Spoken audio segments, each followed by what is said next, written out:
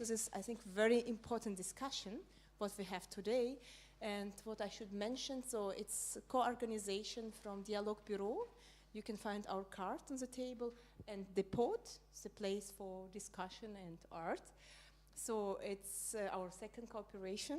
There is what it's important to know, there is a stream today. And so if you want to have a questions, just to know, so it can be recorded. And I hope you agree. If you will, we will take the pictures. If you don't agree, please come to us, to me, for example, after the event, and tell, like, I don't want to be, so my face should be not published. So I'm very happy to see our guests. I think it's a very important discussion, and the first step to some very big project. The name is ReThinking NOW, how will we remember the war in Ukraine? Actually, with this question, we started the project, and I hope you will, on your own way, try to answer this question, if it's possible. It's like, yeah, and just thank you so much, Sophia, for to have us here, and I get you. And I should probably introduce the moderator, or Good evening and a warm welcome from Depot, also from my side. We are very happy to have Dialogue Bureau as our guests today. Like Nuria already said, the sound will be streamed, so if you don't want to be recorded, just don't speak into the microphone, then you won't be on the stream. So now I'm looking forward to a very interesting evening, and I hope you enjoy the evening. Warm welcome from my side as well. I will shortly introduce our guests of today's discussion and presentations. My name is Lucia Cirki. I'm a Swiss journalist, former correspondent reporting from Ukraine, now a book author, and I'm today's moderator of the discussion. And I'm very happy to welcome so many guests tonight. First, I would like to start with our Ukrainian guests. We have three people from Ukraine now today on our discussion. We have first Olga Gusha. She's a Frontline journalist, and she was reporting with foreign teams in Ukraine since the full-scale invasion of Russia more than 2 years ago. Olga will share her experience with us this evening. A warm welcome for her. Thank you very much that you join us in Vienna today. Thank you very much. Then you have on my right side Emine Siadinova. She's a journalist and a photographer and a co-founder of Ukraine Archive. And she will tell us this evening what are the difficulties with this project, how to maintain the project, and in how far this is very difficult in Ukraine at the current situation. And then you have to the right from Emine, you have Victoria Bulychova. She's from Kharkiv, and she's a historian, and she can tell us what it means to evacuate cultural heritage of Ukraine during the wartime. She has done it herself, and she will share her experience with us today in Ukrainian. There will be a translation, which I'm very happy about. Very welcome to you as well. Thank you very much for joining us today. Then we have to the very right, Stefan Melle, Director of the Dialogue Office for Civil Society Cooperation in Vienna. Thank you very much for joining us this evening on this discussion. And then we have Georg Börsmeier. He's from the Green Party, and he's a lawyer and a supporter of Ukrainians in Austria. Thank you very much for joining the discussion. I would like to start with Olga and her presentation. The guests from Ukraine have all their separate presentations prepared. They will take about 7 to 10 minutes. Like, if it's a little bit more, I will not interrupt very soon, and afterwards I will ask a short question, and then will come the other guests from Ukraine and sharing their presentations, and then we will start with the discussion. Anytime someone from the audience has a question, just interrupt when it's something very urgent, and in the end, of course, there will be the possibility to ask questions, of course. So, Olga, please. Okay, it is really very responsible to begin this very hard conversation because it's not easy to prepare materials in the front line, and not easy to share this experience, because as Evgen Maloletka said, I won't never had such kind of experience and never talk about such kind of story, but we have another situation and another conditions. Can we put a presentation on? Okay. Is someone assist? Thank you. Maybe one short important question, information I did not share. Olga Gusheva was a country project officer at the Institute for War and Peace Reporting, and this will be a topic as well. Yes, and I will talk about war crimes and the media and the role of the media in this, because crime is very easily committed in the silence. And if nobody talk about this, it is easily to commit more and more crimes.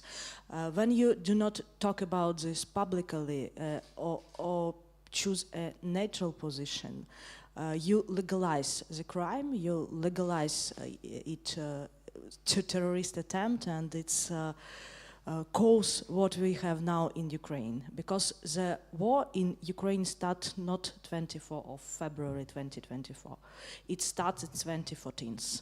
And since this period gone a lot of time, and we keep silence, we do not enough to bring this information on air, to make an effort and to make a synergy capacity on this.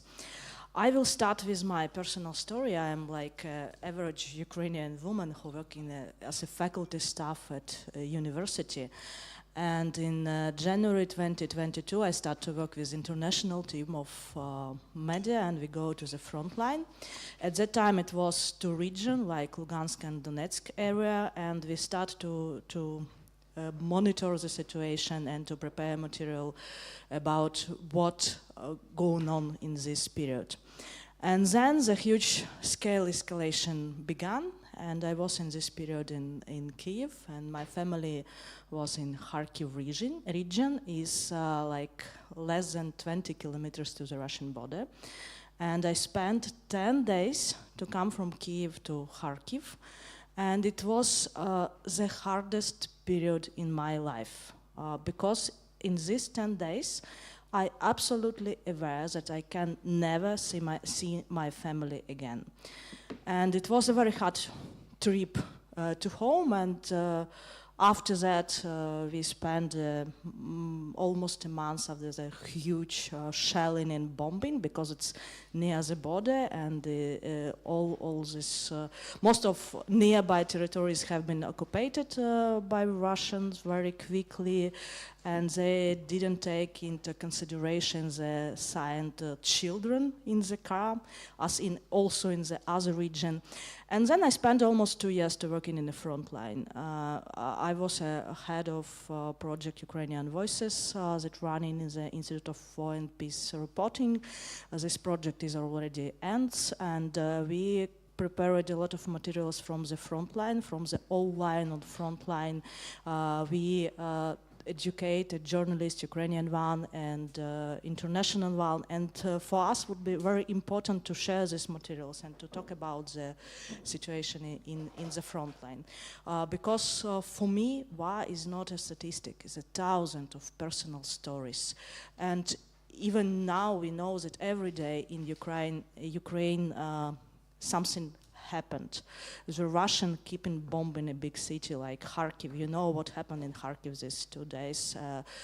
2 children have been killed by Russian muscles in Saltivka. And this has happened basically every day. And not only in a big city like Kyiv, Kharkiv, Kherson, but for all small villages near the frontline situation, this escalation became normal.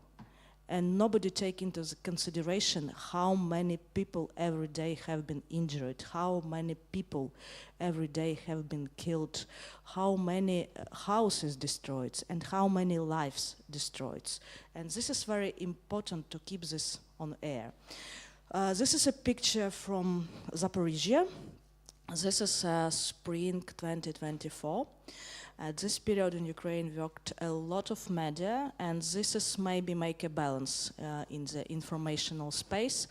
And Russians keep in line, and they lie every day about what's happening, why this happening, and to combat against this, we can only without facts. To show the real picture, to show the real situation. And with help of a lot of international journalists who broadcasting what really happened and to broadcasting a real personal story, we a little bit balancing the situation.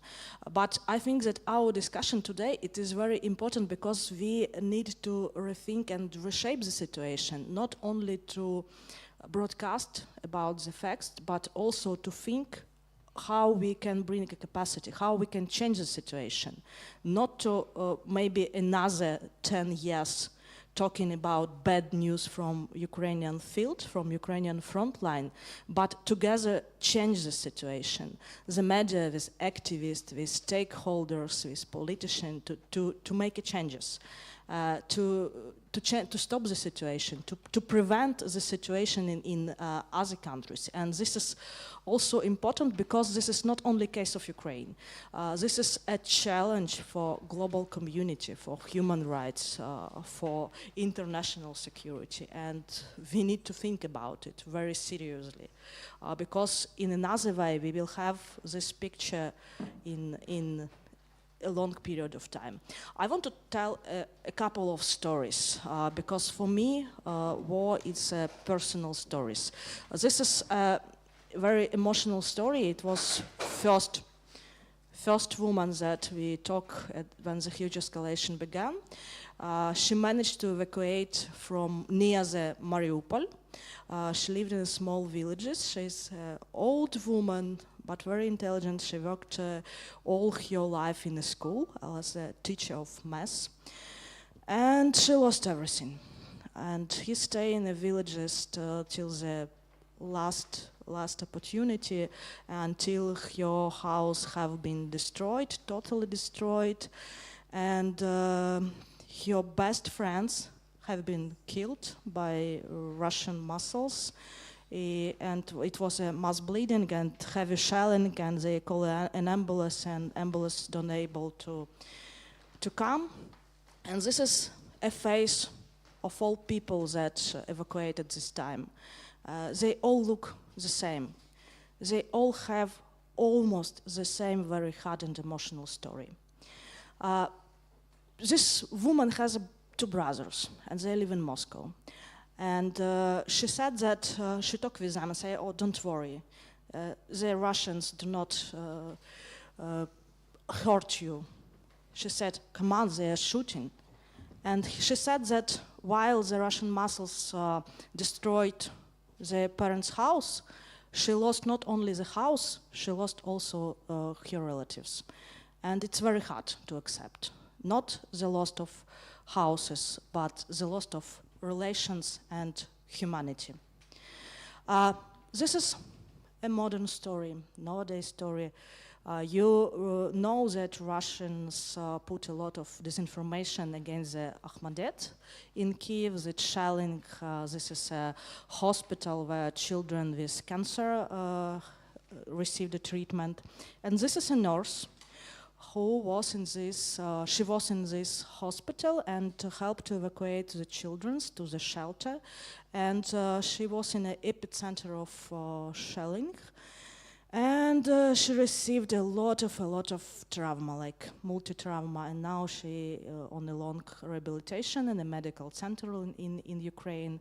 And she has a dream, very simple dream. She has a small daughter, 3-year-old daughter, and she wants to cook by herself, standing on her own legs, breakfast. Very simple dream that can allow every average person outside the Ukraine, and also in Ukraine, but she need to work hard to make this dream true. This is another woman. She's from Konstantinivka, and 6 months ago she went to evacuate her mother, and it was her mother's birthdays, and flying aviation bomb fall near this woman, and she has a traumatic amputation of her leg. And now she also had a dream, very simple dream. She wanted to go to the kitchen and prepare a cup of tea, a small cup of tea, and take this cup of tea with 2 hands and go to the chair and sit and drink this cup of tea. Very simple things, very easy. Everyone can do it, but she can't. And she needs a lot of time and a lot of prosthetic and a lot of rehabilitation to make this dream come true. This is about a war, a simple story of simple woman. You can see how many cases we have. That's not all. That's not cover all the information and all the people's story. I heard hundreds of horrible stories. The story that your mind at the first cannot accept. You can't believe that it could happen with the people in nowadays. You can't believe that it's still continue to happen with the peoples, with the children's. It is not enough to just talk about the facts. We need to understand that we need to rethink our common capacity, what we want at the end. Just talking about the crimes and just show a horrible picture and just show a horrible story, or we want some changes. We want to change the situation and to, for example, we want justice. And what does it mean, justice, for us? The war also killed identity and destroyed city looks the same, and this is true. If I have a lot of photographs for different archive, and it all looks horrible.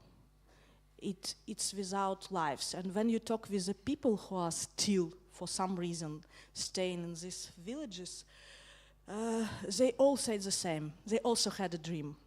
And this dream, not to rebuild the houses, they want to hurt children's love in the street.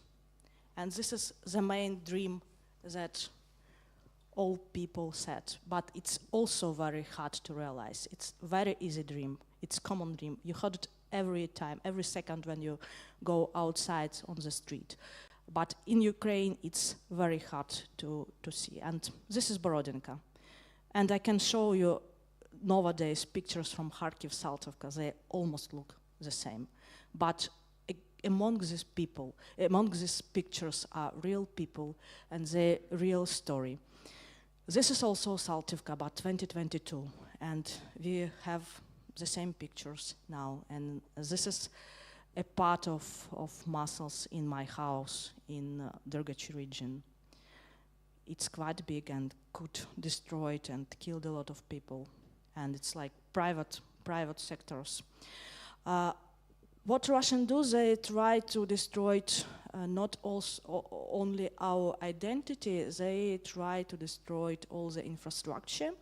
And in frontline areas, they almost destroyed all the schools. And you can see the statistics, how many schools damaged and how many schools totally destroyed. And if you're interested in this topic, you can visit a resource safe school in UA and saw the pictures and statistics and how many in each region the school have been destroyed.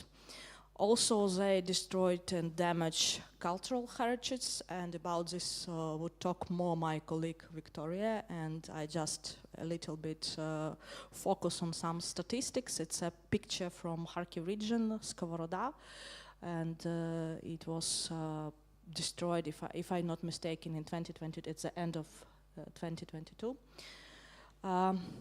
But the most suffered is children. For children, it's like a very, very big issue. And this first picture is evacuation children from Mariupol. This is cars with signed children on the board was happy. the Russian didn't shoot directly, but the other one was not. And even in Kharkiv region, I traveled for all the frontline area, and we talk with a lot of people. The situation almost the same in all areas. They not allow and sometimes shoot directly if they see such kind of signs. So the target is like children, journalists, medicine and ambulance and so on, so on. So this is the same picture, the same children. And a little bit figures. There are really a lot of children that have been injured. I don't have a picture because still the parents didn't want to make it public, but we conduct interview with the boys. He now in rehabilitation, he is 14, and he is from Kharkiv and playing football with her friends while the flying aviation bomb fall. He was seriously injured. His friends, its girl, classmate, have been killed. And now he also has a dream. He wants to play football again. But to make this dream true, he needs to pass through a long, long rehabilitation period. But he has a dream and he believes that he will play football.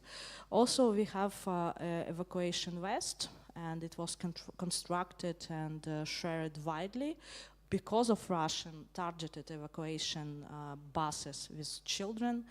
We use this protection equipment.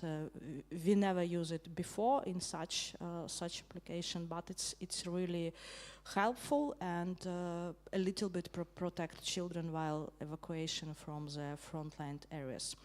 And also about tortured, in 29th of October this year, the Independent International Commission of Inquiry on Ukraine recognized that Russia authorities committed torture as a crime against the humanity. It's a first step in a long way, but it's a good because it's not only about civilians that have been tortured, but also about the journalists that have been tortured and killed. You know the case about Roshina. And also about military that in captivity pass through the horrible torture, and it should be not only publicly said as a fact, but it should be punished, it should be in a court, and this is very important. And this is the last slide, and I want to finalize all this. It's a very hard way to provide justice for all of us, not only for Ukrainian, because for Ukrainian it's about a life. It's about to stay alive, not only about the justice or about the peace. It's about something different, something more important than for others. But in this situation, because this war take place not only in the kinesthetic, not only the physical way, but also in an informational, we need to use a zero trust approach and think before believe, before repost, before share this information, because Russian use this technology also very widely. Disinformation, fake, misinformation, manipulation, to split the cybersecurity technology and AI technology to create some context that also a weapon in this war. Thank you very much, Olga. I have like 2 short questions. Thank you very much for your presentations. You showed many numbers of documenting war crimes committed by the Russian forces in Ukraine, occupying territories of Ukraine.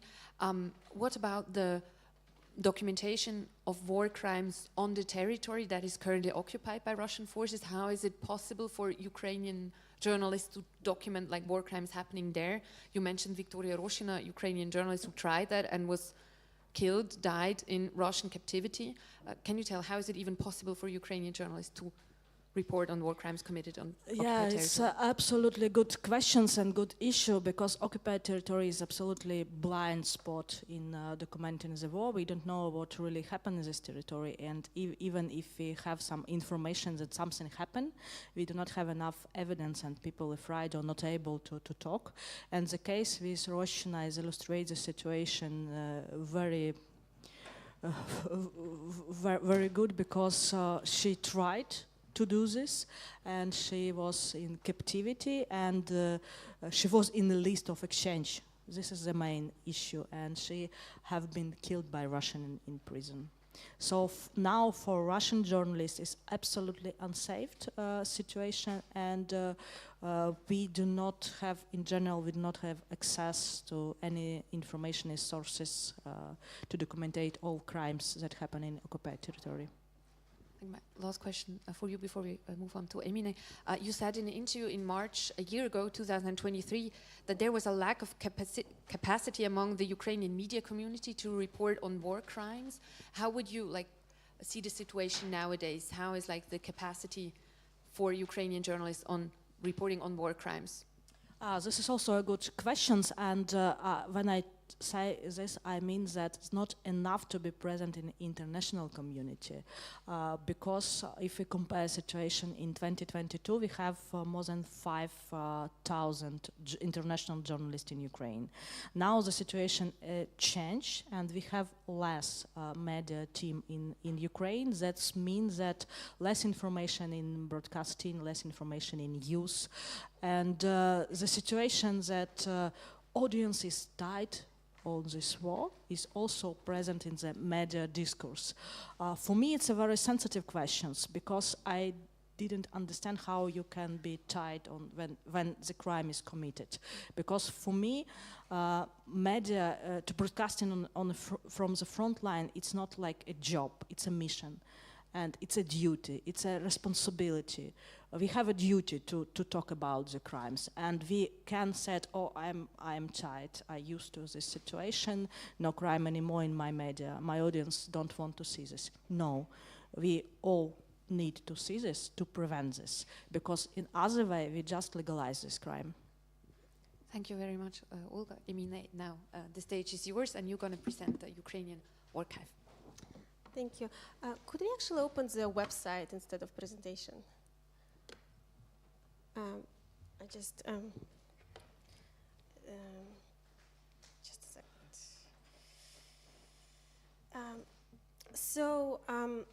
I think, my name is Emine Zaydinova, and I'm a co-founder of Ukrainian Archive. It's a digital photo archive of current Russo-Ukrainian war. I wanted to tell you how I came to the project Ukrainian Archive, actually. There are two types of projects which I have been doing since my student years, and I've been personally involved in it.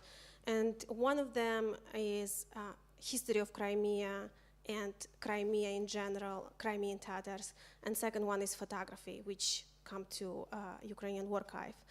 And as a person who grew up in Crimea as part of ethnic minority, I'm Crimean Tatar, I can tell you for sure that I know exactly what happens when people forget, when history is forgotten. And what happens that I myself was born already on the brink of Soviet Union collapse, and I clearly didn't experience any of things which my family experienced, like deportation, life in deportation, return to Crimea, and difficulties which faced in Crimea. But I can tell you that because of Soviet narratives and how that history of Crimea was framed, I as a child experienced what does it mean to live in the environment when no one shares this collective memory, or they remember collectively the history in different way, when this narrative of perceived as a traitors or perceived as some kind of a people from Asia who collaborated with Nazis and were deported for that reason is so strong, and it was so strong still like before 2014. And people, when there is no institutions to remember this history, and there is no institutions which pass this history through the books in the educational, like through education, and there is no research centers which actually study these things.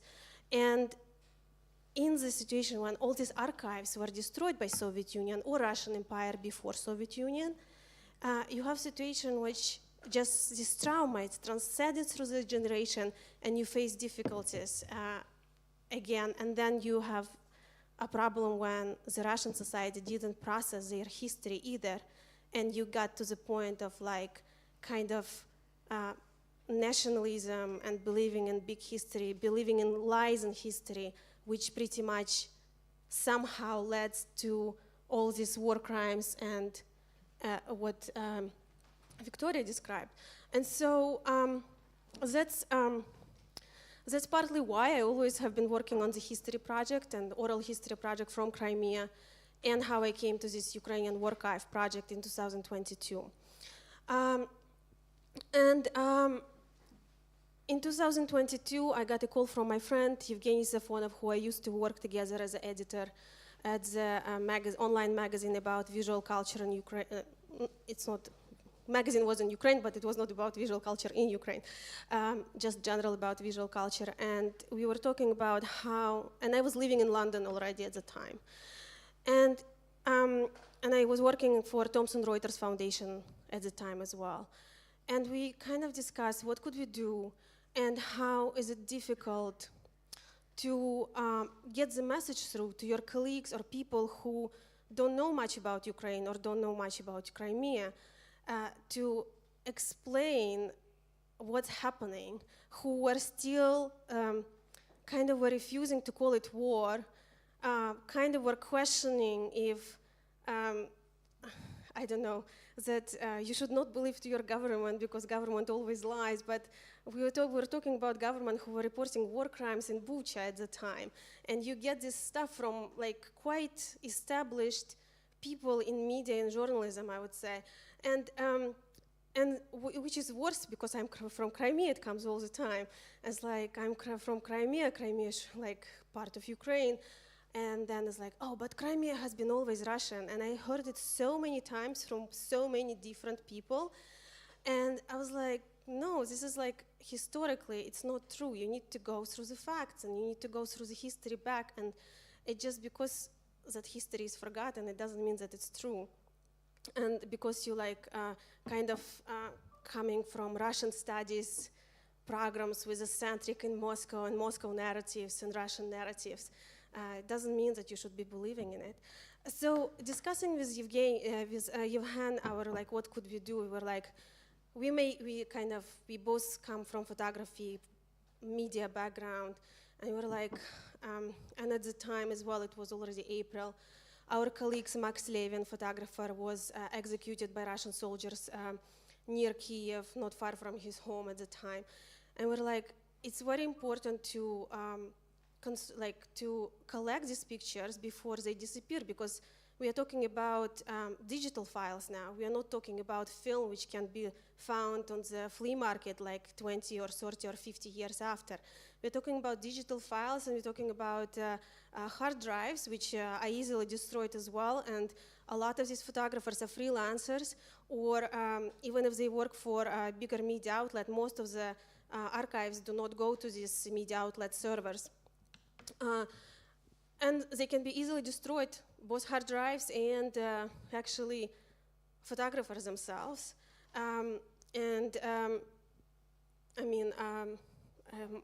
Part of my archive was just from Crimea. Photo archive was just kind of gone just because its hard drive failed. It was so it's like these things happen all the time, and we're talking about thousands, millions pictures probably coming from different kind of sources. And so we thought about collecting pictures from that we should try to collect pictures from professional photographers in Ukraine who work on the ground, and try to put metadata in it and develop data sheets and try to create a platform.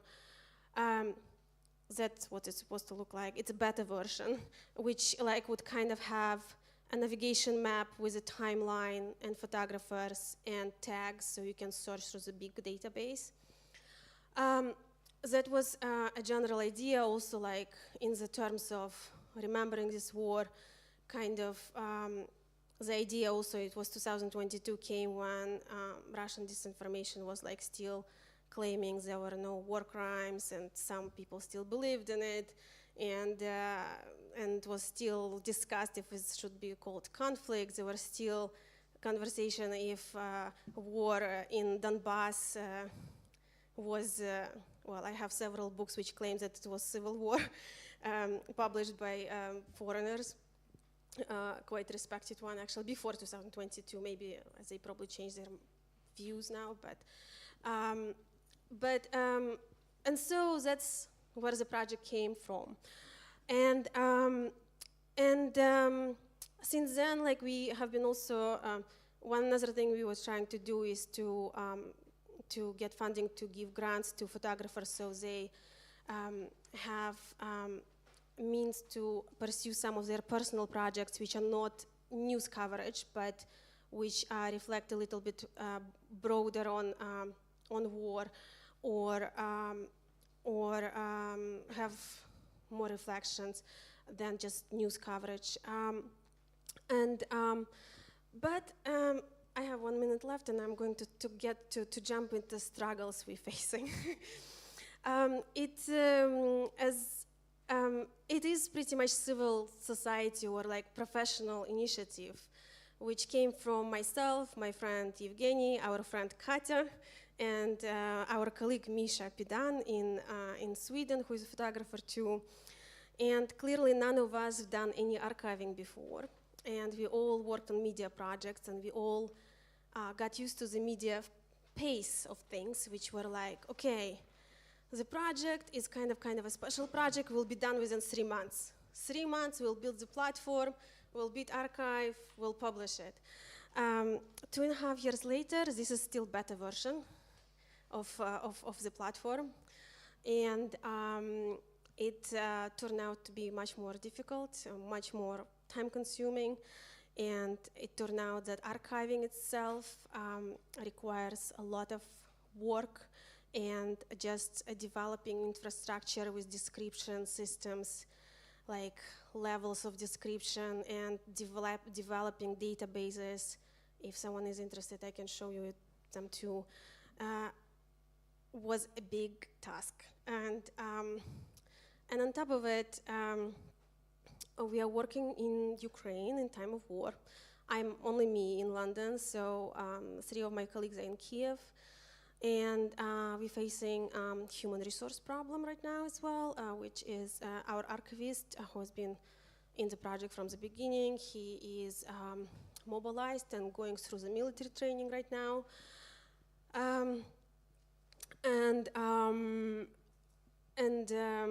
It's very questionable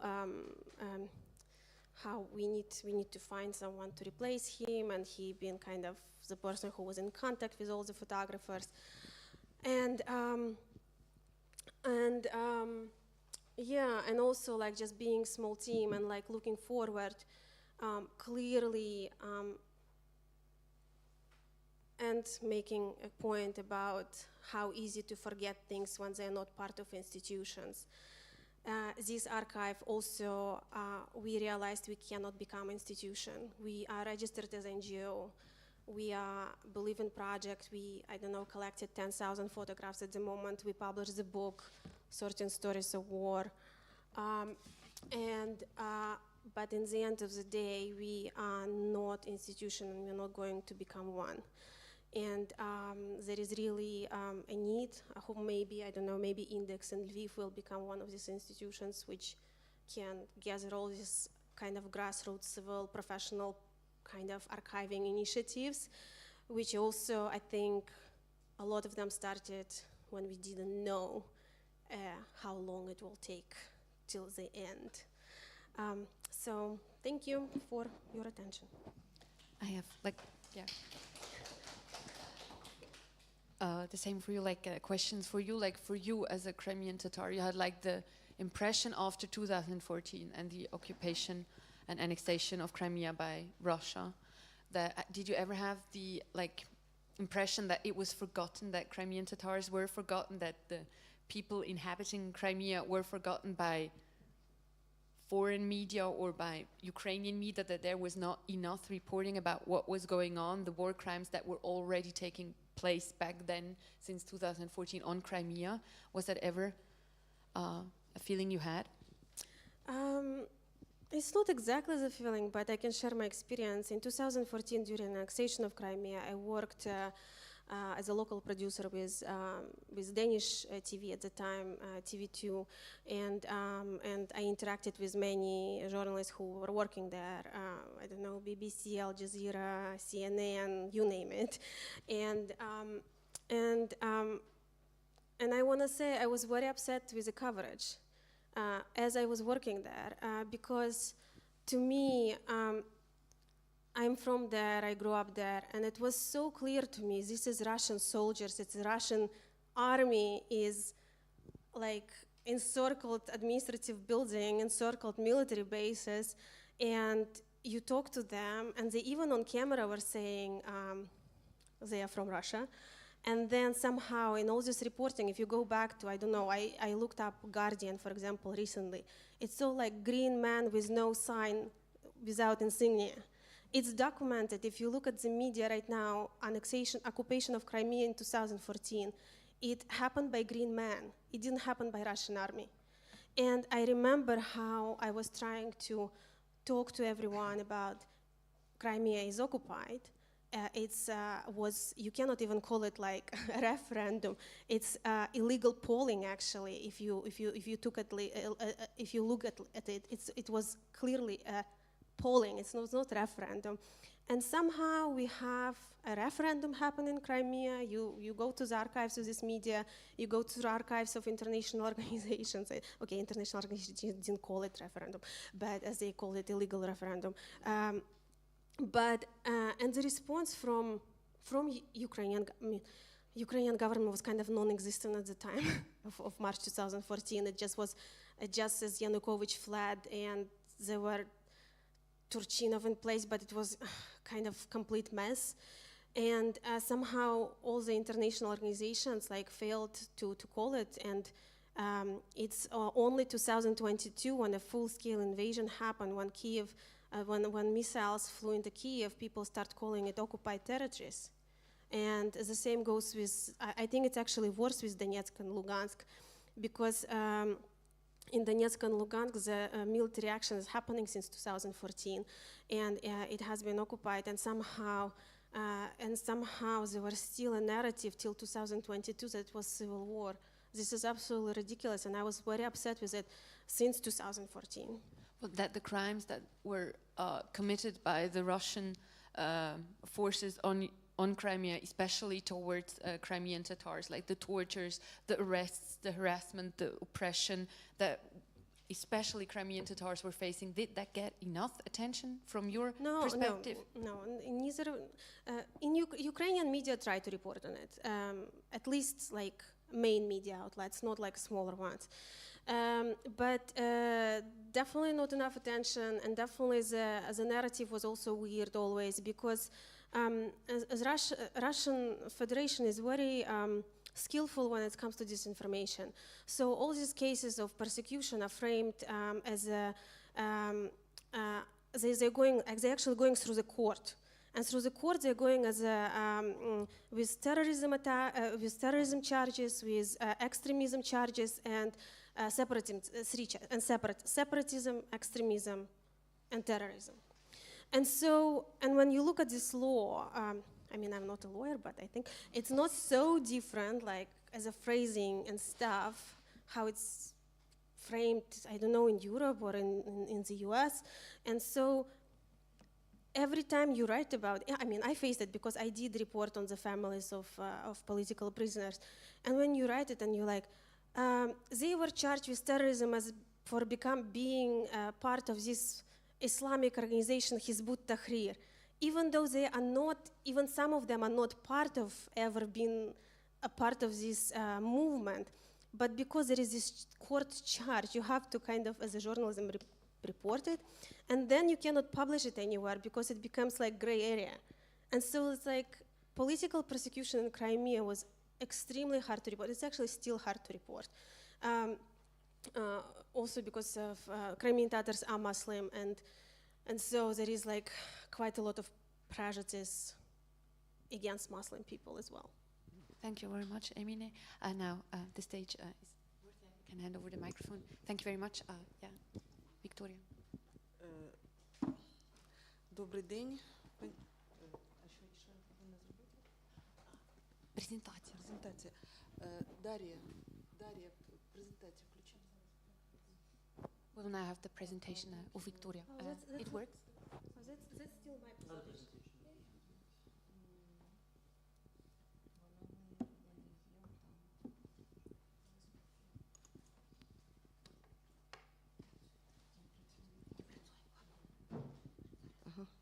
Да, тепер працює.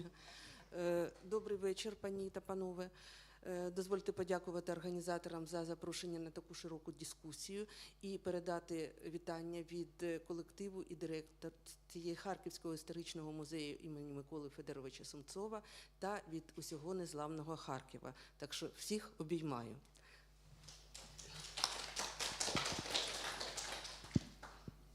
I hope you can hear me well. Yeah. Good evening, ladies and gentlemen. I would like to thank all of the organizers of this event for inviting us to such a broad discussion. I would like to thank everyone from, on behalf of the directors and staff of Kharkiv National History Museum of Sumtsov, as well as on behalf of the unbreakable city of Kharkiv. Thank you. Сьогоднішньою зустрічю ми продовжимо розмову про те, який досвід травматичний отримав Харків і Харківський історичний музей, знаходячись фактично на лінії вогню у 40 кілометрах від Харкова. Ми поговоримо про збереження колекцій, ми поговоримо про документування російської агресії у музеї, і це буде вам така екскурсія часів воєнного історичного музею. Today we will be continuing a series of meetings that we've started earlier with a story based on the survival experience of the staff and people of Kharkiv, specifically by the staff of Kharkiv Sumtsov Historical Museum. We will actually discuss how it was, this experience, how it was based on the museum basically locating on the front line, the fire line, about the preservation of the museum collection and the historical heritage of Ukraine. We will also discuss the documentation of Russia's war crime and the war crimes that were unleashed upon Ukraine during that period of time. Музей наш є одним з найбільших музеїв і найстаріших музеїв на території України.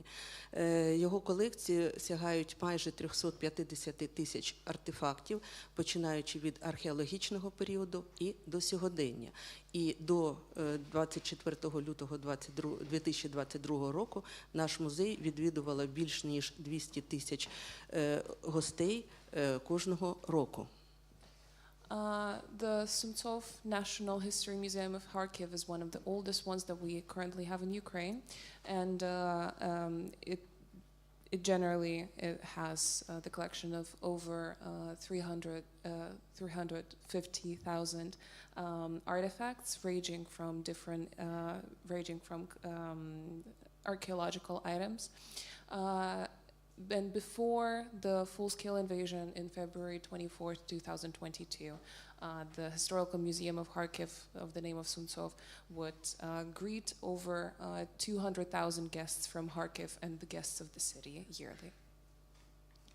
Але все змінив один день, і ви всі знаєте, який це день. З цього дня розпочалася і моя особиста історія у військовому музеї. Справа в тому, що я живу в напрямку міста Чугуїв. Ну, хто знає, це невелике військове містечко, яке одразу стало мішенню для Росії. І я просто фізично не могла виїхати з закритого міста Харків, коли почалася повномасштабна агресія, і дістатися додому. І з цього часу 66 днів я прожила в музеї. Але це була не просто перебування в музеї, я виконувала дуже велику роботу. Basically, after the 24th of February 2022, which was the day that changed everything, basically, I spent 66 days in the museum because my home city, my hometown, is located not far from Kharkiv. For those of you who know, there is a city called Chuhuiv. Kharkiv basically immediately became one of the biggest targets of the Russian invasion. So I had to spend 66 days on the territory of the museum, preserving the collection of the museum. And those days were spent not in vain, and I was mostly busy with the preservation of the collection. Найголовнішим завданням мене і тих людей, які могли добиратися до музею, було убезпечити всі предмети, розібрати всі експозиційні вітрини і спустити всі предмети у сховище. І ви можете уявити собі, як музей живий, наповнений предметами і людьми, став музеєм-фантомом. Були пусті вітрини, не було людей, і тільки у залах лунали звуки поодиноких кроків. For me and those who stayed in the museum as well, the biggest task was to organize the preservation of the artifacts that were collected in the museum. So just imagine the following picture: how the lively museum filled with people in just a couple of days turned into an empty, almost haunted house where only single footsteps could be heard. Але це була тільки зовнішня картинка. Музей працював і продовжував зберігати те, що йому доручила зберігати держава. Предмети спускалися у пристосовані приміщення, але не менш важливим було також зберегти комп'ютерну техніку і інвентарні книги, де містилася інформація про музейні предмети. Вони спускалися у пристосовані приміщення, розкладалися на імпровізованих стелажах, які робилися зі старих вітрин. But despite the situation that occurred, museum still was functioning fully. The most important task for the staff was to preserve the collection and preserve the artifacts that was entrusted to the museum by the country. And basically the following was the biggest task, and most of the items were transported into the specialized areas of the museum using the items and the materials that were on hand in order to preserve the collection of the historical museum. Дуже великим завданням для нашого колективу було убезпечення кам'яних половецьких баб, які розташовані на майданчику біля музею. Вони зроблені з пісковіку і датуються 11-12 сторіччям нашої ери, а це дуже вразливий матеріал, і жодне попадання якогось осколка чи кулі могло їх вразити назавжди. І тому було прийнято рішення, незважаючи на обстріли нашої території, вийти просто на вулицю і підручними засобами захищати ці предмети. З старих вітрин, з різного старого будівельного матеріалу були зроблені ящики, які були одягнуті на кожну з цих половецьких баб, а всередині вони були убезпечені звичайним річковим піском. One of the biggest challenges was the preservation of Polovetsky Baby, which are dated circa 11th to 12th centuries AD. One of the biggest challenges is the fact that these are made out of sandstone, which is a very fragile material. So basically, despite the shelling of the area, the staff was forced to step outside in order to create a shelter, so to say, of these artifacts. And basically, all the very different materials were used to improvise with the protection of these artifacts. And basically, wooden shelves, cardboard, and all other materials were used. And on the inside, the artifacts were protected with river sand. Наступним завданням було убезпечити предмети із крихких матеріалів. Ми всі розуміємо, що глина, фарфор, фаянс, скло, вони дуже вразливі під час війни. І ці предмети також повинні були бути спущені вниз. Але не було жодних пакувальних матеріалів. Ми вимушені були користуватися звичайними старими газетами для того, щоб загортати фарфор, для того, щоб його зберегти, вкласти потім в такі імпровізовані ящики і спустити до нижніх приміщень музею. Another following challenge was the preservation of fragile items that were made out of clay, earthenware, porcelain, and glass. And this was one of the biggest challenges since museum did not have enough of packaging materials that could be used in order to secure the fragile artifacts. And basically what the staff was forced to do was using old newspapers in order to cover the fragile artifacts in order to transfer them into the lower storage rooms where they were transported into improvised boxes. Перша допомога з пакувальними матеріалами надійшла до нашого музею від партнерів за сприяння Міністерства закордонних справ Польщі. І це були перші генератори, це були перші пакувальні плівки, перші коробки, в які ми могли вкладати і убезпечувати предмети. Ця допомога дуже допомогла убезпечити унікальний предмет з Музейного фонду України і не тільки з Музейного фонду України, а і всього світу, тому що це один із збережених у світі гетьманських прапорів кінця 18-го сторіччя. Одним з володарів цього прапора був гетьман Іван Мазепа, а взагалі в його історії налічувалося 5 гетьманів. Starting from summer 2022, the first humanitarian aid started coming to the museum in order to help with preservation and protection of the artifacts. And the Kharkiv region really did get a lot of support through the Ministry of Foreign Affairs of Poland. First, wrapping papers, first foils and preservation materials were given from humanitarian help via the Ministry of International Affairs of Poland. And this really did help with preservation of one of the most precious artifacts, which is the Hetman's flag, which was also once carried by one of the greatest hetmans of Ukrainian history, Mazepa. It is dated 17th century. Для того, щоб ви уявили розміри цього прапора, я скажу тільки дві цифри. Довжина 412 см, ширина майже 200 см. Для такого прапора повинен був дуже великий бути ящик. Just in order for you to understand the sizing of this flag, I will name just two measurements.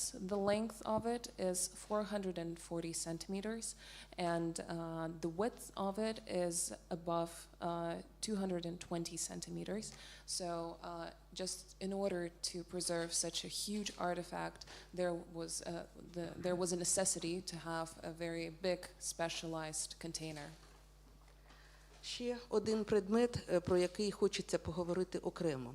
Це британський танк марки М5 «Композит» 1918 року. Це унікальний предмет, який є у колекції нашого музею і взагалі у світі, тому що такої марки танка нема у відомому британському музеї танків. І це унікум. Убезпечення цього One of the other unique artifacts that needed to be preserved was a British tank dated 1918, which is marked M5 composite tank, which is an absolutely unique artifact in it, almost in the world, I would say, because this one tank is not presented in the British Tank Museum, so it can only be seen specifically in the Kharkiv Historical Museum, so that what makes it so memorable and unique. Проєкт по убезпеченню цього танку був дуже широкий, і ми самими своїми силами музею не могли справитися, тому ми звернулися до очільників міста, вони надавали спеціальну техніку, матеріали, робили також дерев'яні конструкції, а вже потім волонтери і співробітники музею робили захисне покриття, і там на одній з фотографій ви бачите невеличке зображення, коли цей танк повністю обкладений піском і обтягнутий сіткою. The project itself was extremely complicated to execute, and thanks to the Kharkiv branch of National Research and Restoration Center of Ukraine, the project has been executed, and a lot of representatives of the organization have created the measurements specifically to preserve this artifact. This exhibition item, I would say, and a lot of volunteers actually participated in creating the storage facility. And basically, what you can see on these pictures is that these wooden frames were created over the tank, and the frame of it is also concealed with sandbags. Але ми у своїй роботі ніколи не забували і про музеї, які розташовані на території Харківської області. 33 музеї розташовані у різній віддаленості від кордону, але такі музеї, як у містах Ізюм, Балаклея, Вовчанськ, Куп'янськ, вони були під окупацією, і після того, як були звільнені ці міста, ми побачили, що музеї дуже часто зруйновані, пошкоджені, колекції пограбовані, і це стало дуже великою проблемою. Despite us having to concentrate on protection of the Central Kharkiv History Museum, we never forgot about those that exist in the region as well. There are 33 history museums in the region of Kharkiv in towns such as Izum, Kupyansk, Vovchansk, and while protecting the central one, we never forgot that we have to support this as this basically preserves the cultural heritage. Перед вами кадри, як виглядає зараз повністю зруйнований Куп'янський музей, який став таким після прямого влучання ракети. І під час цього загинула директор музею і науковий співробітник. І, на жаль, це не єдині втрати серед співробітників, представників музеїв України. In front of you there is a depiction of a tragedy, the History Museum in Kupyansk after it's been directly hit with one of the Russian missiles. Unfortunately, the director of the museum passed away after the shelling, and one of the staff representatives passed away after it as well. And one of the biggest tragedies is the fact that this is not a single event. It's not a coincidence. It's something that happens every single day, and that is something that we face every day. Ми допомагали музеям у звільнених містах всім, чим могли. Це, по-перше, була доставка пакувального матеріалу. Це допомога в упаковці і евакуації предметів. Ви бачите це все на кадрах. І На наступному кадрі буквально маленький такий фрагмент евакуації частини, кращої частини музейної колекції нашого музею. Це був дуже великий проєкт, у якому було задіяно і автомобільний транспорт, і залізниця для того, щоб ми могли довести до місця призначення ці предмети і зберегти їх на майбутнє. In the previous pictures, you could see how as a volunteering kind of activity, the History Museum started collecting the materials for the preservation, such as foils, such as files and wrapping papers and all of that kind of material. They were all kindly given to the occupied territories in order to preserve their collections as well.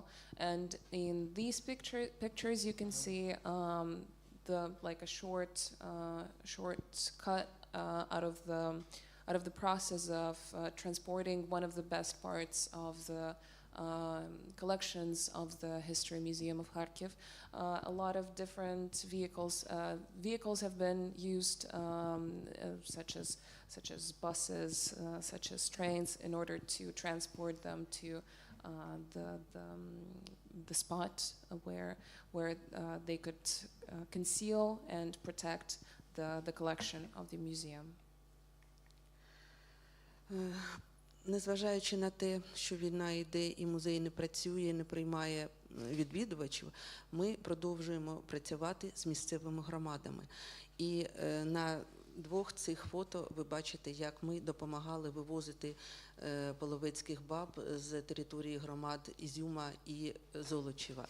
Потім ми змогли зберегти з розбитого також ракетою будинку Харківської обласної ради бюст Тараса Шевченка. Ми змогли вивезти практично з кордону з Росією предмети, які експонувалися в громадському музеї відомої художниці Зінаїди Серебрякової. Despite the full-scale invasion, we still never broke ties with the local communities that have supported us greatly. In these pictures, you can see how we started the transportation of the Kupiansk Babe, and also apart from that, a lot of communities of Izum and Zolochev have helped us greatly in the transporting of the artifacts of culture. And after a lot of museum staff has helped us greatly in order to transport the bust of Taras Shevchenko, which was protected by the building of Kharkiv Regional Council. And apart from that, basically from the front line, almost on border with Russia, we were able to preserve the paintings of one of infamous Ukrainian artists, Zinaida Serebryakova. Для того, щоб поповнювати колекцію предметами, які документують агресію Росії, наш музей співпрацює з силами оборони України. Це і Національна гвардія, це і Збройні сили України, це інші служби, які роблять свою справу, і завдяки ним до нашої колекції надходять документи загарбників, карти, з якими вони заходили на нашу територію, військова форма, різні елементи снарядів і іншого озброєння, які вони залишають на нашій землі. In addition to our communication with the local communities, we are also supported by the defense forces of Ukraine in order to preserve the artifacts of current war so that we can document them in the future. Thanks to the National Guard of Ukraine, the specific other defense brigades and armed forces of Ukraine, we were able to collect the documents of the occupiers, the maps they were using in order to attack the territories of Ukraine. And these items will be used in order to document the history of this war for the future generations. Завдяки співпраці з волонтерами до нашої колекції нещодавно потрапили оці речі. Що це таке? Це була сумка, звичайна, наповнена предметами культу, які були пограбовані з церкви в Куп'янському районі. І з цими предметами разом лежав оцей брудний папірець. Спочатку було незрозуміло, що це, але коли ми почали читати і придивлятися, ми зрозуміли, що це 100% документальне підтвердження агресії і наявності російських військовиків на нашій території. Це був рукописний текст, де звинувачувалися країни Заходу і Україна у брехні, яку нібито вони розповсюджують проти російської армії. А цей текст був написаний на зворотному боці копії паспорта російського військовика, який прийшов до нас зі Смоленська. Recently, we've discovered one of these war artifacts, which was a bag that was filled to the brim with the items that were stolen from one of the churches in Kupiansk. And among these things, among these stolen items, we found one of these dirty papers. And we were wondering what exactly it was, and after thoroughly reading it through, we have discovered that this is an actual physical evidence of war crime in Ukraine, of Russian aggression against Ukraine. And after reading it, we've realized that this is a letter written by one of the Russian soldiers, which was written on the backside of a printed document of one of these Russian soldiers, which basically states that, which is basically an aggression against Western countries and Ukraine specifically, which states that Western countries and Ukraine were allying with each other in order to create false information and to disgrace the Russian military forces. Але, незважаючи на війну, музей продовжує працювати і бере участь у великих міжнародних навіть виставкових проєктах. Перед вами кілька світлин, які розповідають про нашу участь у виставці в музеї армії, військовому музеї Швеції у Стокгольмі. І ми взяли участь у виставці «Перехрестя. Україна-Швеція. 1000 років історії». Despite all of the events happening now, the museum is still actively working, and we are participating in a lot of international events. Like, for example, one of the last ones that we've taken a part of is called Crossroad, Ukraine, Sweden, 1,000 years of history. The collection is presented in Stockholm. Ми також беремо участь у виставках у музеях України і зберігаємо колекцію шляхом цифровізації. І це допомагає нам зберігати її для наступних поколінь, але крім збереження предметів, дуже важливо зберігати наукових співробітників, їх психологічне та фізичне здоров'я. We are also still actively working on the territory of Ukraine. The museum is still alive and thriving, and basically what we do, we try to digitalize the collection in order to preserve it for the future generations, and we also take care of the staff in order to take care of their physical and mental health. Завдяки участі і організації пані Ольги Гужви були в музеї організовані курси з тактичної медицини для співробітників. And thanks to the help of Ms. Olga Guzhva, a lot of tutorials were created in order to help the staff to teach them the skills of self-preservation in dangerous situations.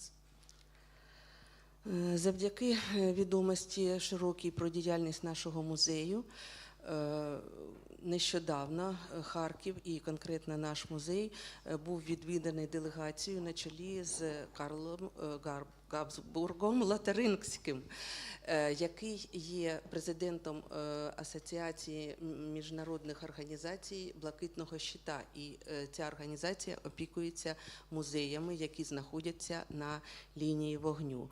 І, як ви бачите, вся ця зустріч пройшла успішно. І закінчуючи вже свою доповідь, я хочу сказати, що Харків отримав назву «Місто залізобетон», а харківські музейники, вони також докладаються до того, щоб укріпити цю конструкцію. Роблячи свою роботу тут і зараз, ми допомагаємо всім тим, хто буде відновлюватися після війни, так як Фенікс відновлювався із попелу. The work hasn't stopped there, and as a part of a work trip, Karl Harpsburg Lorraine has visited Kharkiv, and he, as a participant and part of the representative of the National Committee of the Blue Shield that protects museums that are located on the front line, he has visited the museum, and as you can see from these pictures, this meeting went quite well.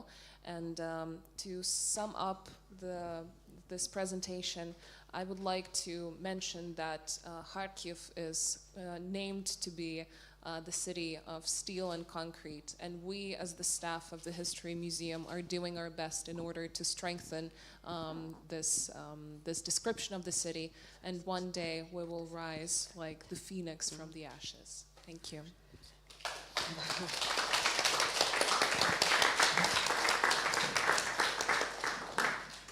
Підсумовуючи свою вже доповідь, я хочу всіх запросити до співробітництва. Щиро дякую за увагу, щиро дякую за прийом. І я завжди вважала, що разом ми сила. Дякую. Дякую, Вікторія.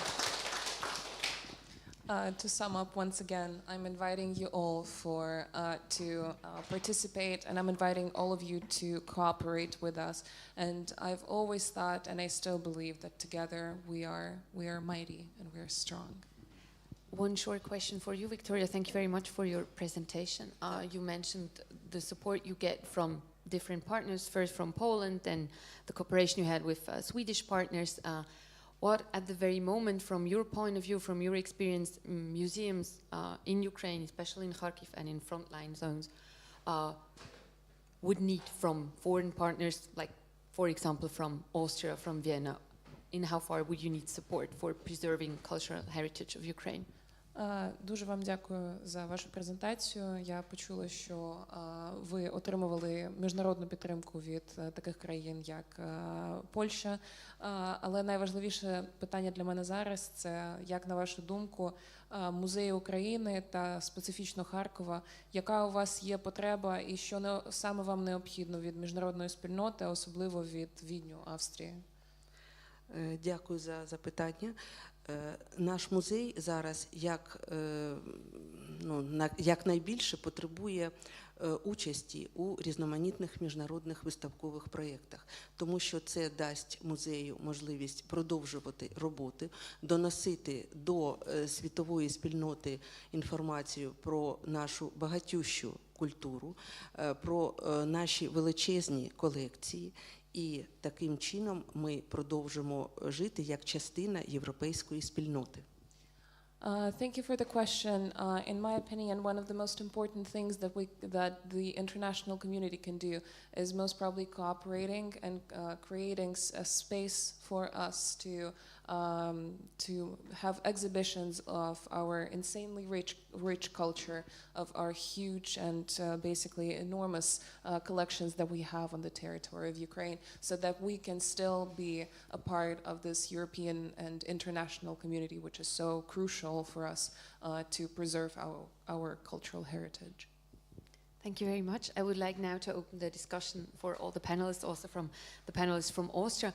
And I would like to raise the question Olga in the very beginning asked. And the question was, how can we actually move on with documenting war crimes committed by the Russian Federation on territory of Ukraine? How we can move on from just documenting them? What can be done further in further cooperation with Ukraine? This would be a question for the panelists from Austria. Have you any idea what could be done, like, for moving a step further than just like following the documentations of war crimes? Well, thanks for the presentations, and to sum it up, what did we hear? We heard about collecting evidence of war crimes, which in the eyes and ears and minds of many people in Western Europe, especially in Austria, have been normalized to a point that people just turn around and say, let me sleep. I don't want to hear about it. So the popular opinion is tending to almost forget this war, and more not realizing the meaning and the importance and closeness of this war. And this is a problem, especially in Austria. Maybe in the second or third round we can discuss more closely, but what can be done? Now, there has been international European action by 26 European member states. The only one not going along is Hungary. In making it possible for the ICC to investigate war crimes during this war. And I have to say, war crimes committed by the Russian army, there's almost no evidence of war crimes committed by Ukrainians, but the Ukrainian side.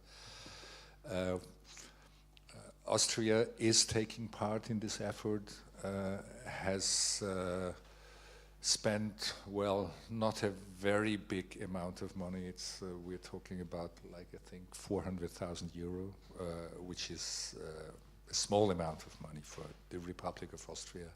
They have sent 2 public prosecutors to the ICC.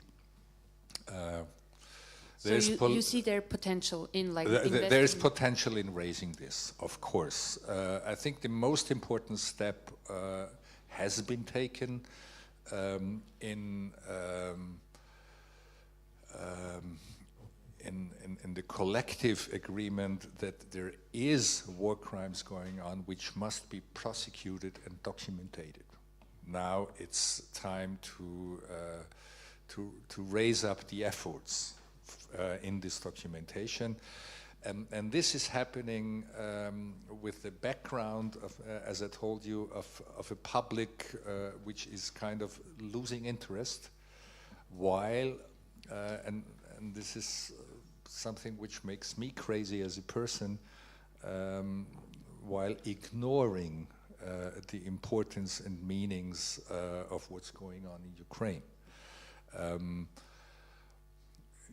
Because it's so close. And it would have, and it does have so big consequences for states, especially like Austria. Austria is a small member state of the European Union, and it depends very much on the acceptance of international law. If international law is being pushed aside, it would be very bad for Austria, not being a member of NATO. At least not yet. But that's the situation we're in. Thank you very much. I would like to give the question further to Stefan Mehle. What you see, like, what are perspectives, you know, what are possible working together, cooperations for that. It's more than just documenting war crimes happening, committed by the Russian Federation. There was, of course, already a lot said. I think we should really establish and find a mechanism and create maybe a new mechanism for not only documenting but even assessing it, and then also find mechanisms to come to justice. Yeah, and it should be, of course, a kind of tribunal, as the Ukrainians demand. And the question is where it can be hosted. Should it be in the frame of the ICC, International Criminal Court? Yeah, seems it is not possible, at least for today, because the ICC is not mandated to do, or not fully. Yeah, and it's not accepted by a lot of countries. Yeah, so the question is how they can do it. Yeah. You know about the order to arrest Putin and its woman who is so-called ombudswoman for children, yes, but it is so far all, but really they're collecting the evidence. That's already good and important, yeah, and that's their decision, and really a personal one also of the head of the ICC. But it can really be also a special tribunal, as again the Ukrainian government try to give such an understanding for the international community. Yeah, how that can work, how that can be created, how it can get legitimation. Yeah, this is of course a big question, and again I think that will be with the resources, with the knowledge, and maybe with the rules of the ICC, but a bit special and a bit separated. Yeah.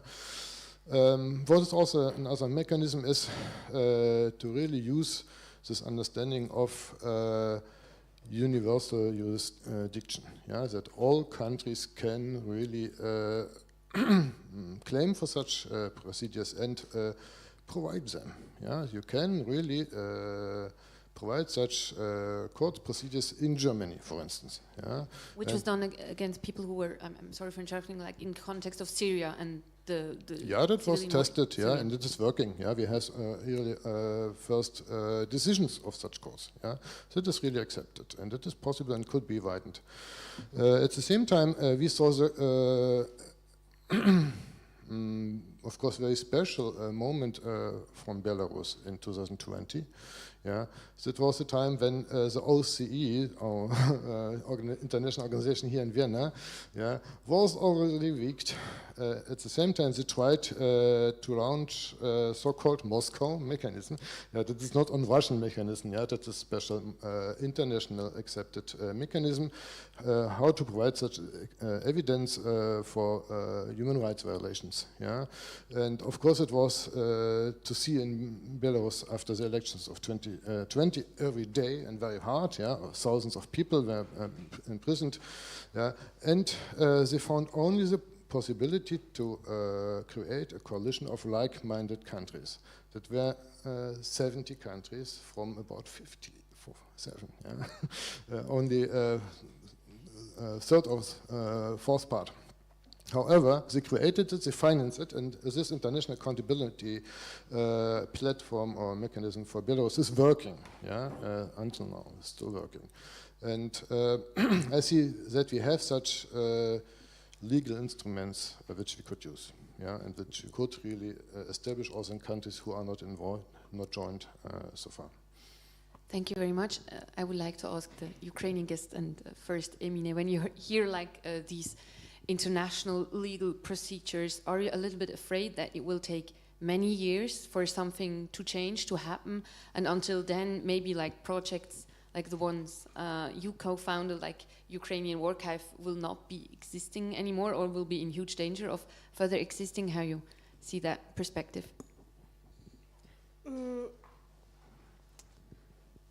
That's a hard question, but I don't think it's ever going to be too late.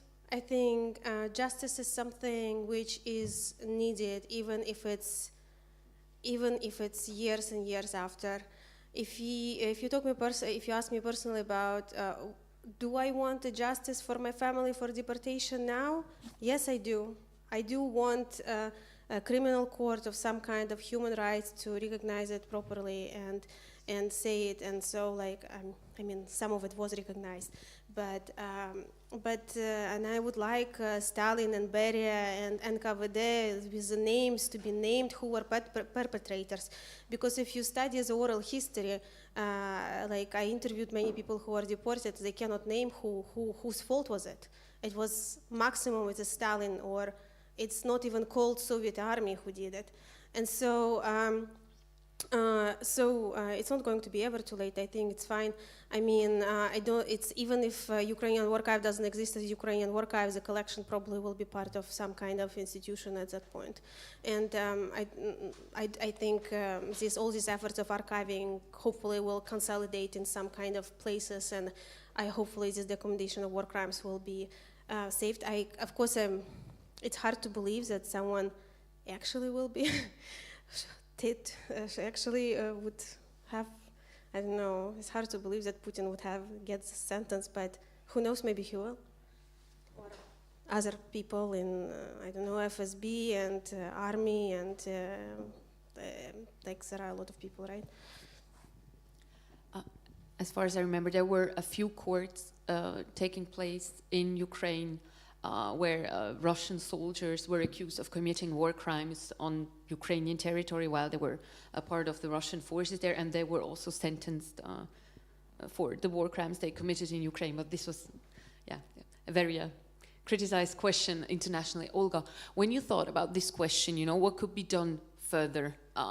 What was the result you came to so far? I assume you don't have a final answer. Yeah, it's a very good issue, and we discussed, have a lot of, and even public discussion about this, try to find a good answer. And I like the approach. We have a round table with Jeffrey Nice. He is a British prosecutor in the case of Slobodan Milosevic, and he advocates this idea very, very huge publicly and encourage us to do. And we also addressed these questions to him, and he said, don't afraid to make a first step. I think our duty is do not afraid to make a step to the justice. We have a long period in the war, and I think it's demotivated us because we understand that we will not have a quick solution. We will not judge Putin like tomorrow, but yesterday we need to cooperatively make steps that it would be possible in some period and create a mechanism that allow not only Ukraine but other country even judge attempts that we have now in Ukraine from Russian sides. You want to add something? Yes, feel free. Talking about first steps, collecting evidence for international criminal court and even international justice, collecting photographs and memories and documenting this war, collecting and culture and preventing it from being erased and destroyed. All this, what we heard about this evening, are first steps, but I think they're utterly important. If we look back in younger history, we have seen terrible crimes. Here in Austria, many of us still remember in the third and fourth generation of what our grand and great-grandparents did between 1938 and 1945. And it took years and decades until the history of these crimes was written in a halfway correct manner. The first reaction of Austrian society was, it never happened. And we lived with this until the 1980s, for 40 years.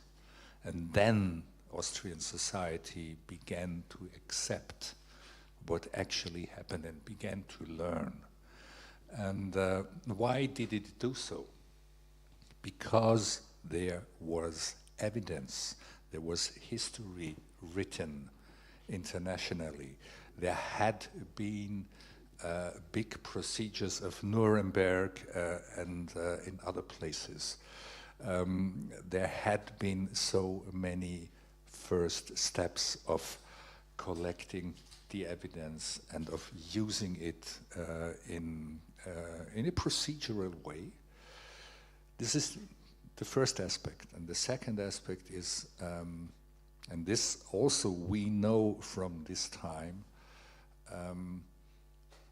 it is part of a genocide to try to erase a complete culture, language, pictures, memories, everything. This is what the Nazis tried to do with the Jews. And it is of utter importance for Jews and the Jewish people and Israel that they did not succeed. They did not erase them like culture-wise. There is still the language, there is still the people, there is still the culture, etc. Although an unspeakable crime has been committed during several years by thousands and millions of people, of Germans and Austrians.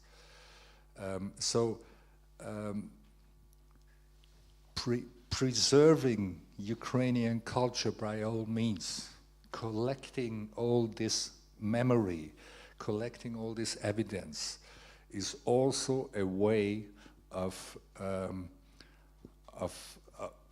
preventing these people in Moscow from reaching their goals. What would you say, like from an Austrian perspective, having this own history of being part of a war crime machine that has happened during the Second World War, why is it still happening that, like in the public, that the topic of Ukraine gets not as much attention as 2.5 years ago, and that the war crimes the Russian forces are committing are not getting as much attention as they should get? How many hours do I have to answer this question? We already prolonged several presentations for over 10 minutes, so you have time. To put a long story short, there are several reasons. We have a very strong right-wing party with very close connections to Russia. They are influencing public opinion. We have Russian disinformation in big style going on all over Western Europe. We have a social democratic party with deep roots in anti-Americanism, rooting in the 1960s and 70s and US-American crimes committed in Middle and Southern America. Resulting in a reflex, the enemy of my enemy is my friend, which means we don't trust the United States, so Moscow must be something good. So we have several political parties and big players with close ties, different ties to Russia. We have a conservative party financed by big economic players like Raiffeisen and co, who have massive economic interests still in Russia. And then we have two smaller parties, the Green Party and the Liberal Neos, who more or less have no interests in Russia and Moscow, and who very openly criticize Russian policies and have been doing so for a long period of time. But they are representing a minority of like 20–25% of the electorate. So that's the political background for the fact that it is quite difficult for Austrian society to react frankly and openly towards the crimes going on here. Then we had the illusion for many, many years Russia is providing Austria with cheap gas, with energy. There's a very close tie, and still at the moment there is a contract nobody knows about the details because they are secret, which Austria almost is not able to get out of. It means they have to pay whether or not they take the Russian gas. They have to pay on a monthly basis. Because that's what the contract says. Austria is still dependent and still using Russian gas in big style. Many other countries in Europe were able to stop this. Austria is not. Is not able because there is not enough political will to do so. No, it's not a question of political will. It's a legal question, actually. It's even I don't know the contract, and I have been in parliament for 5 years, and the Green Party has been a governing party for 5 years, and it was a Green minister in charge of this question, and even she was not allowed to read the full contract, which is a crazy situation. But it's a take it or leave it contract. You pay anyway. And when it was signed, and this was in 2014, after Russia took Crimea with a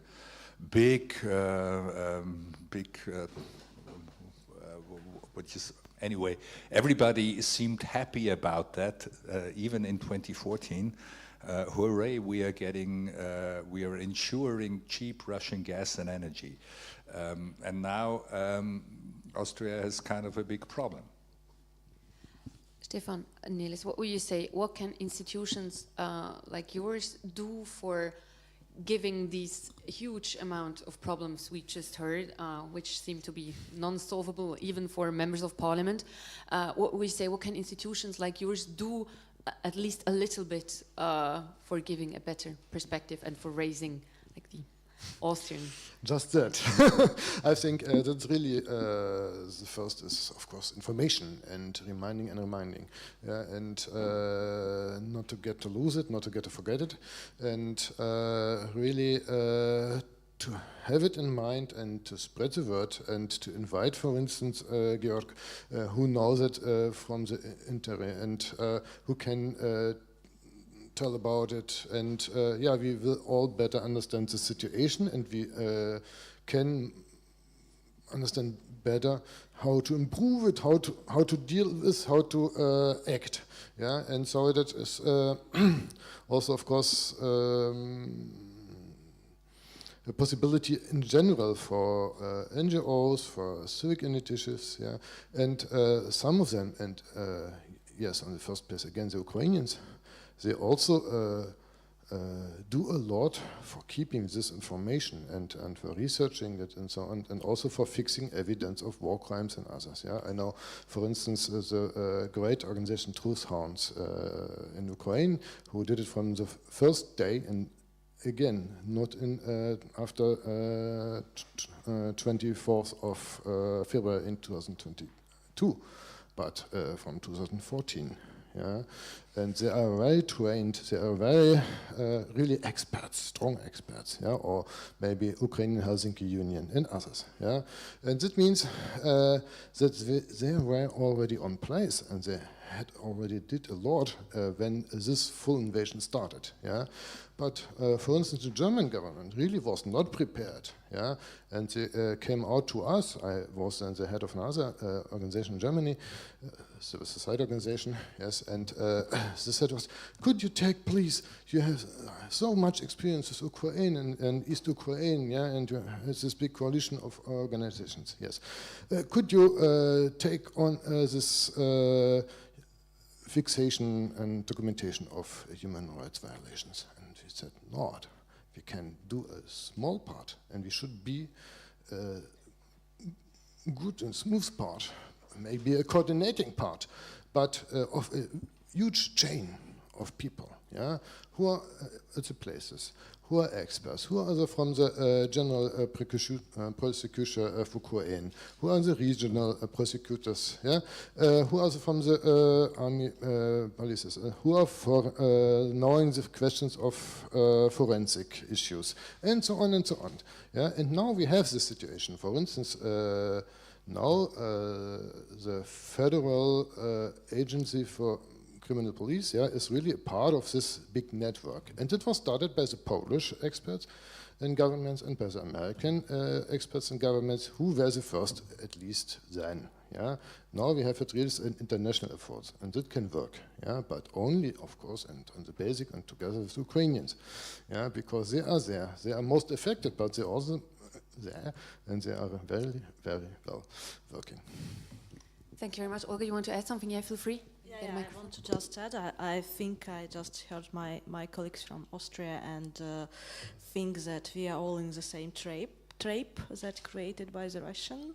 Trapped, you mean we were like trapped? Yeah, and I think that we need to rethink and to reshape the cooperation inside the professional community. I mean, media community, non-governmental institution, and cooperate more widely, because for media, for example, investigative journalists or solution journalists, it takes a lot of time, but NGO can reach these goals or already working in these goals, even collecting some evidence of crimes and disinformation. So we need to think how to be more effective. And we live in some professional bubble. And the idea is to be, as Russians do, they are present everywhere, in every channels, they duplicate the information, they try to share this manipulative technology. And we are talking with experts, with people who already understand and know this, the fake, it is a fake. And our task, to explain to other people how to reach the information, how to verify, to make a knowledge a practice. And this is a very hard task. And you have any idea how one can reach people who are not already very informed and very interested? Do you have any idea on this? I think we should act. This is the main problem of the humanity. We talk good things and a good solution. We can find him there to discuss some stuff, but in our everyday life we do not practice. We do not push it into the practice. So I think that the main thing that's very hard to realize is to start cooperate in practice. I have another idea, which comes from my personal experience. I've been to Ukraine only once for like 48 hours. It was a very short trip together with other parliamentarians. And after the full-scale invasion or before? Yes, after. We just went to Lemberg, Lviv, and Kiev. We saw a lot of politicians and a lot of sites. It was very busy, but I realized how big Ukraine is, how diverse it is, how big Kiev is, and how promising this country still is after all this time of war. How much possibilities there are for like European economy, European culture, how much cooperation there could be, because there's still, I will never forget this because it surprised me so much, how how much life there was in just these two cities. And again, how big this country is. So my idea is just get as many people as you can to Ukraine. Show it to them, not only the hard sides of life, which have to be shown and spoken about and documented, like the Frontline, but also the possibilities, because this makes people, every single one, a little like ambassador for the Ukrainian, for Ukraine. Make them ambassadors for the possibilities there are. It was 48 hours, but it changed me. So I think this might be an idea to try. Thank you very much. I would like to open the panel for our audience here in Vienna, present. If you have any question, please raise your hand. If the microphone is not with you at the moment, I will just like repeat your question for the audience watching online, so they will have the chance to.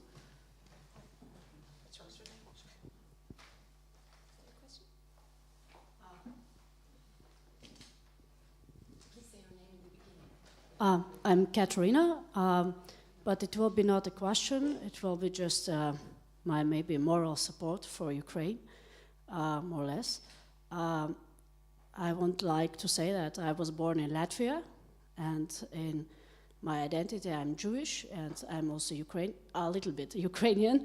I was never in Ukraine, but I would like to say that it is in my collective memory that Russia is a terrorist state. And Russian Federation is an occupant state which occupies different countries whom they want to belong to Russia. And therefore for us, for Latvian people, it is not a question to support or not to support Ukraine. There is only one language Russia understands. That is the language of weapon. And we, as Latvian people, we want to express our full solidarity with Ukraine, and we will always support Ukraine, not only with words, not only with diplomacy, but with the drones we support for Ukraine. And we know that Ukraine will prevail, because Ukraine will be never belonging to Russia. Thank you very much for your and comment. We're just wishing our full solidarity, and we know that Ukraine will prevail, and Ukraine will be in Europe, and Ukraine will be in NATO.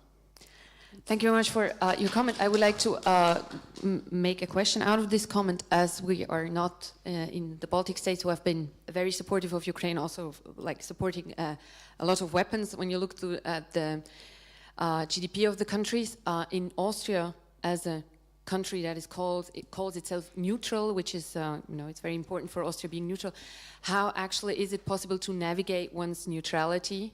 On one hand, staying neutral, myself, I'm from Switzerland, so we have a different history with neutrality, but still, how is it in Austria, like navigating neutrality and documenting war crimes? Well, it has been a clear policy of the outgoing government that neutrality, like it is enshrined in Austrian constitution, does not mean to be neutral against what is happening now. The outgoing government understands Austrian neutrality in a military way. Like Austria is not allowed to take part in this conflict, like sending troops or weapons. But of course, Austria is allowed to take a clear position. It did so in United Nations, in European Union, and other forums. And if you take it per capita, Austria is doing a lot among the international community in humanitarian aid.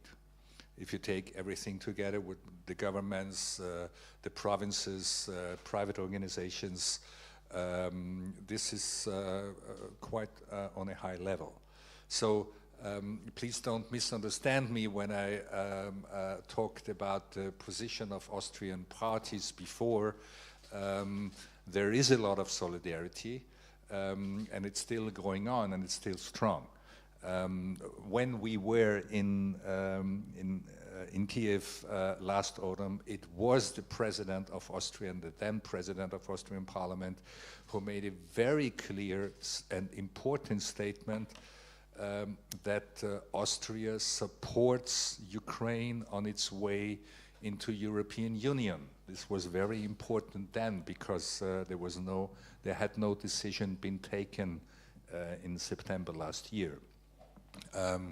So there is a clear pro-Ukrainian position in big parts of Austrian society, while at the same time, and I think this is not specifically in Austria, it's going on in bigger parts of Western Europe, Russian terrorist acts, and let me call it that way, have become normalized because they are happening on an everyday basis. If we had an Islamic terror act, an Islamic terrorist attack costing 5 or 10 people's lives, this would fill international newspapers for 3, 4, 5 days. If you have a similar terrorist act in Kharkiv or Kiev, costing 5 or 10 people's lives, well, it's in the news for half an hour because it's almost on a daily basis. But that's how media work. But please make a clear distinction between Austria's political position when it comes to supporting Ukraine on a military basis. This is almost not possible because we would have to end Austria's neutrality, which is still very popular among Austrian population, and it is enshrined in our constitution. And when it comes to general political position and humanitarian aid. Okay, would you like to add something? A bit. Then next question from the audience. We all, of course, understand that the real neutrality is impossible.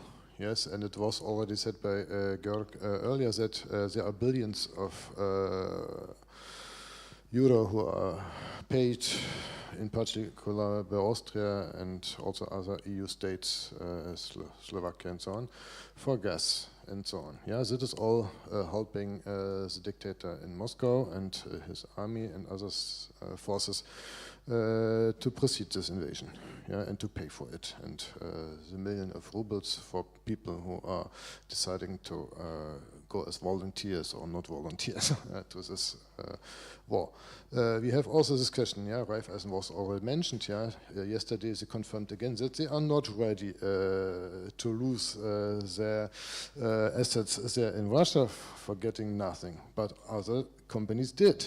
Yeah, so they are one of the last working in Russia, also of the banks, yeah, and getting hundreds of millions of euro, yeah, as profit from this single position.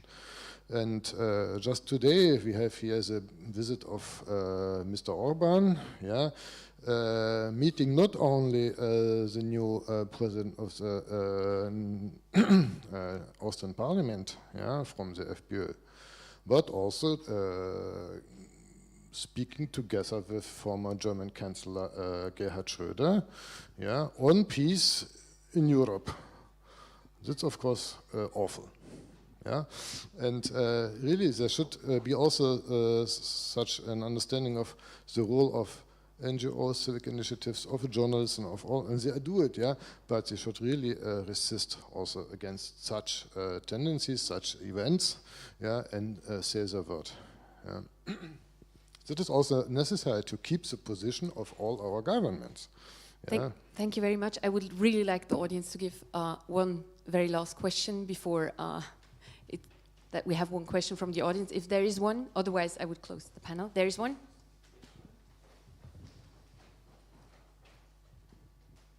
I wonder, what do you think could have been done to prevent the war in the first place? Were the actions missed by European Union, NATO, US? Looking back, what should have gone differently? To whom is the question? To whom you ask? To whoever has something to say, or to whoever, yeah.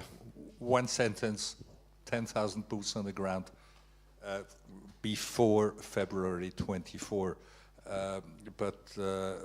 Boots from whom? NATO. I think, and this may sound a little bit crazy and funny from a green politician of a neutral country. So I don't want to send other countries' troops into war, okay? Don't misunderstand me. But I think what we have seen in the last 2.5 years, and many experts are coming to the same conclusion, is that Western countries and NATO states are fearing, are afraid of so-called red lines, like supporting Ukraine with specific weapons, with boots on the grounds, etc., while Russia is crossing all these red lines step by step and again, over and over again. And now we are seeing 10,000 North Korean troops being deployed to this battlefield. So what could have been done, I think, just making it clear to the aggressor that there would have been a stronger reaction to the aggression, which was clear to come. Is there a Ukrainian voice of our 3 ambassadors to this question? It should have happened in 2008 in Georgia. So that was like the answer. Olga, you want to add something? A little bit, yes. The neutral position allow to the aggressor to do these steps. So neutral position is about, for me, it's about double standard. It's not about a position. So the international community do not have a position, and this allow aggressor to do the steps, to cross all the red lines. Thank you very much for your patience. Also, thank you very much for your patience in the audience. I would like to thank you all the panelists who were part of this discussion, and I'm sure if there is any question that was not raised, you have the opportunity to ask. I will be here as well for a short time. Thank you very much, and I now give over the microphone to the organizers. Thank you very much.